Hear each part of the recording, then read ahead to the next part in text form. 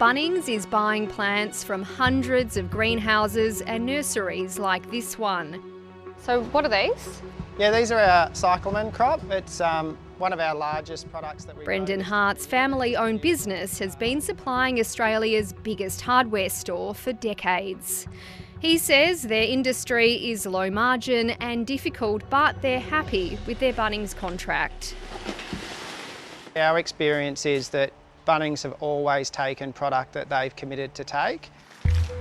Hart's nursery was put forward by Bunnings to speak to media as the retailer faces allegations from other growers that are being aired under parliamentary privilege. We were slaves to Bunnings.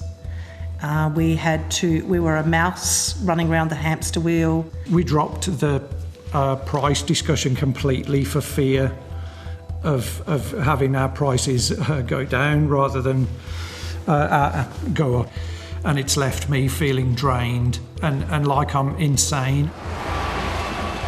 Another grower who is fearful of retribution told the business that supplying Bunnings is so stressful it feels like legalised extortion. Current contracts leaked to the ABC show some of the terms that are upsetting growers, such as 15% discounts on plants sold into new stores and agreements that have no minimum order. We were told it's non-negotiable. I recently found out from somebody else that it is. Data from IBISWorld shows that Wesfarmers, which owns Bunnings, dominates almost half of the hardware market, with the next biggest player controlling just 3%. When it comes to plants, Bunnings says it controls a quarter of that market. The industry association that represents some of Bunnings' 220 growers is calling for a mandatory code to protect them, which the retailer says isn't necessary. They're terrified of retribution if they do challenge Bunnings, and you can understand why. Their entire livelihoods are dependent on supplying Bunnings. Responding to the explosive allegations in the Senate, Bunnings representatives were initially contrite. I must say that I was saddened and shocked to hear the evidence last week as well, Senator. We're not perfect, and from time to time we get things wrong. We're conscious of this, and we have strong processes for listening. Bunnings representatives maintain that their growers have fair agreements as the hearing heated up. Your supply agreements look like nailing jelly to the wall. You have 220 suppliers. How many of those supply agreements have minimum order requirements for delivery?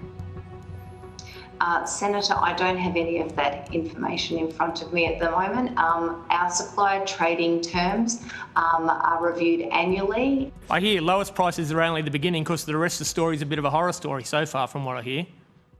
Bunnings is one of Australia's most trusted brands. The question now is whether these allegations will challenge this reputation or its market power. Boomeroo Nurseries has ended its Bunnings contract after 11 years. It's been tiring, it's been draining, but it's also been a little bit liberating as well. And there's not a day goes by that any of us regret that decision. Growing pressure on one of Australia's most recognisable brands.